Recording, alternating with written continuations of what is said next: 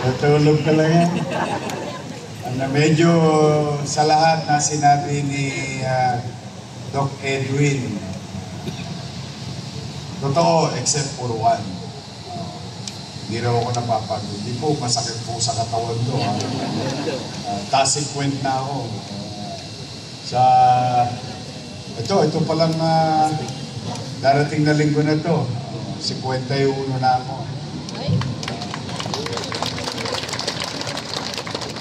So that is minus 23. So it's about 28. Kasama ninyong 28 years. Most of it doing public service. Dito na po ako naubusan. Naubusan ng buhok. Lahat na ng linya ko sa mukha. But I'm happy to be of service. And congratulations to Dr. Edwin Perez, our director, at 10 ng ating mga kasamahan sa hospital. Huwag kang mag-alala, Doc Edwin, may awa ang Diyos. Bago ka man lang magretiro, someday, somehow, magkaroon kayo ng bagong bahay. Bagong lugar, 4-hour hospital ng Tondo. Masyado na pong maliit para sa populasyon ng district. May awa ang Diyos, sumulat naman na ako. Hindi ko lang alam kung anong magiging reply. Una natin hanapin lupa. Yung pera, ayun, hindi pa isang problema. Sa pangarap, sobra-sobra.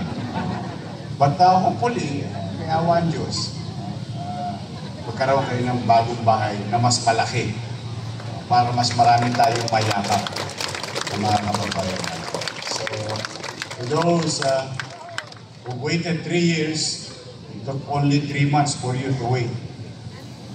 Those 15. And sometimes good things come to those who wait. I'm happy, proud of you, at sa lahat ng ating medical and non-medical members of the Austin family. Manatag kayo. Sa alam ko, pinakamasaya itong Pasko, MHD sa mga ospital. Naawaan Diyos. Maswerte kayo. At then again, isa lang naman ang request ko. Alam nyo, ang taong may sakit, walang matatanggap na katwiran. Pag may nararamdaman ng tao na karamdaman, talagang siyempre minsan hindi niya maunawaan yung mga procedure, mga pamamaraan.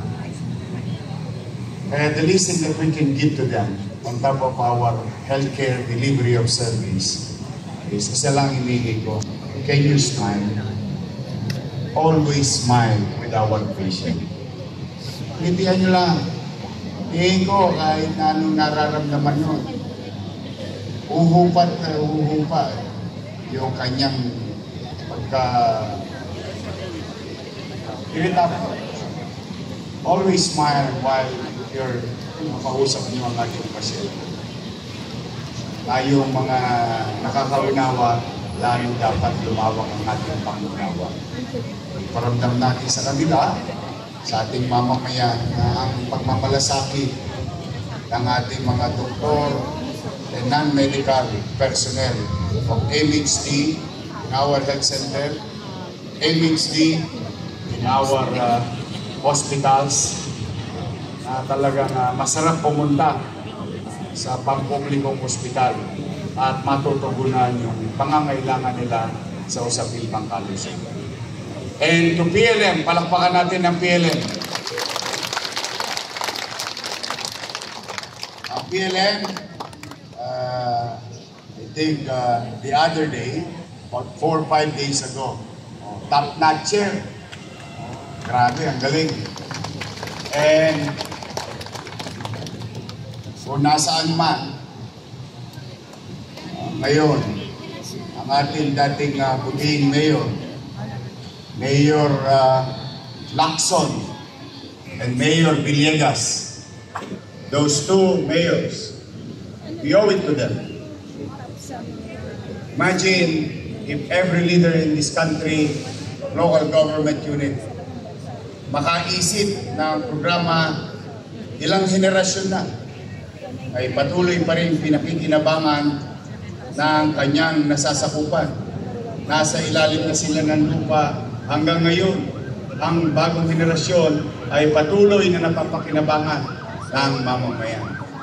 So that's why we owe it to them. We owe it to Mayor Lacson, to Mayor Villegas. At hindi lang napapakinabangan, nakapag-produce pa tayo ng magagaling na profesional. And with that, we are continuing, lalong nagtutuloy-tuloy ang pag-aalap ng damdamin ng inyong lingkod na palawakin, palakihin, at pagandahin. And soon, I'll share it to you, the future in the coming weeks of our lives of Pamantasan Luzon ng Maynila College of Medicine in Roas Boulevard.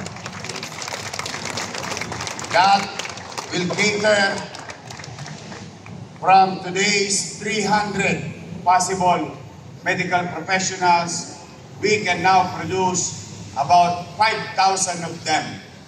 So that's how many thousands of percents ang growth na maaari natin ma-produce. At yan, masasabi natin that the city government, the city of Manila, will now be part of nation-building approach by producing more doctors and medical professionals in the city of Manila and in the country. So, may awa ang Diyos, inilalapat na, nahanap na lang yung tsape, malay ninyo, yung pinasyalan ko doon sa kapilang ilog, sa kapitbahay natin, malay nyo, magkaibi yun. And I'm happy to share, I don't want to get too excited, but lalo na yung mga taga-Maynila dito na mga empleyado natin at sa pagkamamamayan natin sa Luzon ng Maynila. I'm hoping and optimistic that good things will come to the city of Manila. And if these things will happen, o yung mga apo ninyo, mga anak nyo, at magiging anak ng apo ninyo, ilang henerasyon ang makikinabang sa mangyayaring yaon. So, tayo naman, basta tayo tuloy-tuloy lang. Lakasan natin ang loob natin, bagamat talagang tukod na tukod tayo sa pananalapi. Pero nung isang araw, nakadelay siya na naman si Paul at saka si Sitian. Singil na naman tayo ng 32 million. 32 million. Flood control. Nagpa-flooding din na SOA. Statement of ano yan? Account. Marami pa. Marami pa. Kaya lang may paglalaanan tayo dyan sa ating mga obligasyon ng lumang panahon. As I have mentioned, I will continue to recognize PYO, commercial obligations done in the past. Mahirap. Sa totoo lang, pwede ko naman limutin na yun. Pero, anong benepisyo sa Maynila? Ano magiging mukha ninyo? Kapag tinawag tayo ng mga taga-gobyerno ng Maynila, manunuba yan. I don't like that. Total, responsibilidad na natin to. But I need your help. I really need your help. With all humility, I really need your help. Just excel from your field of undertaking. Tulong-tulong tayo.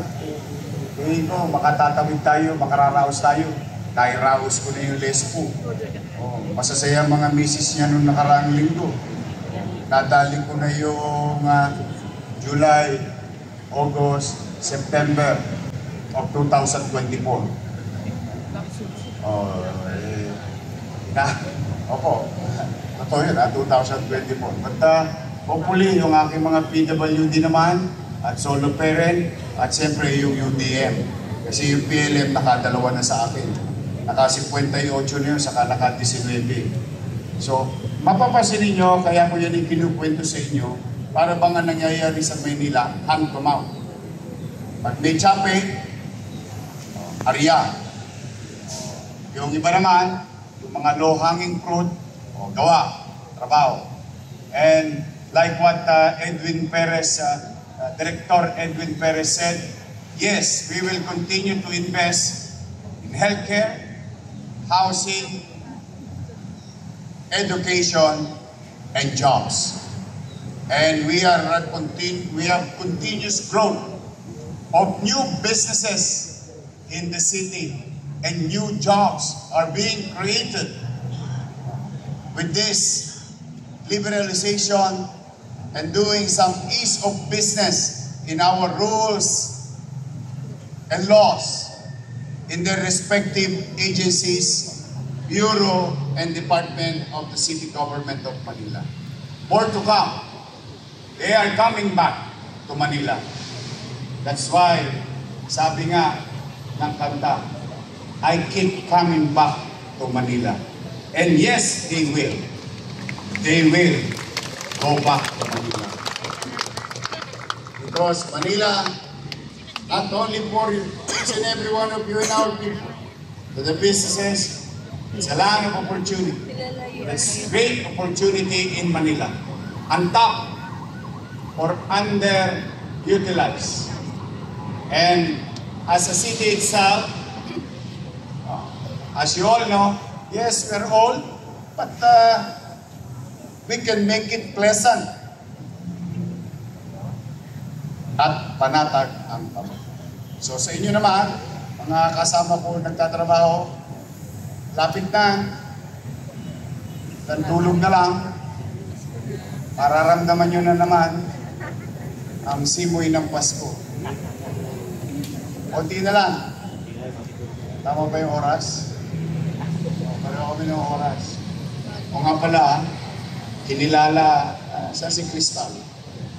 Kinilala tayo, no?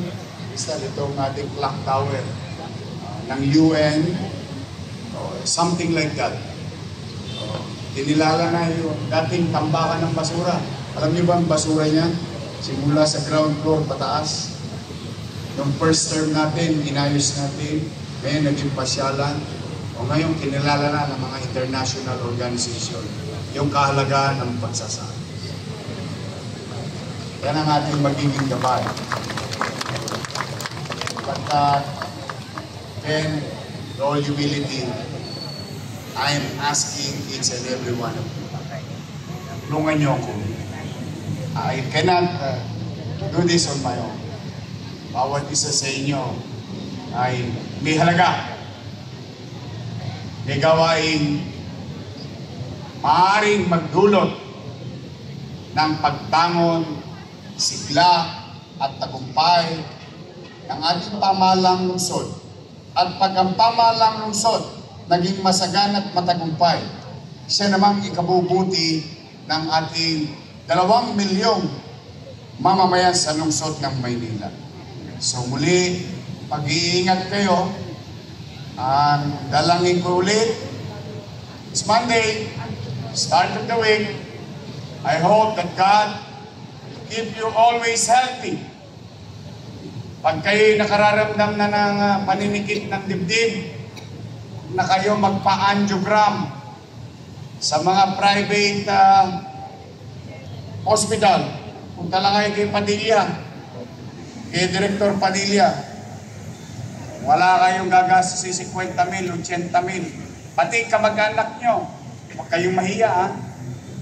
Pati kamag-anak nyo, kakilala nyo, kaibigan nyo, ex nyo, jowa nyo. Welcome sila lahat sa Maynila.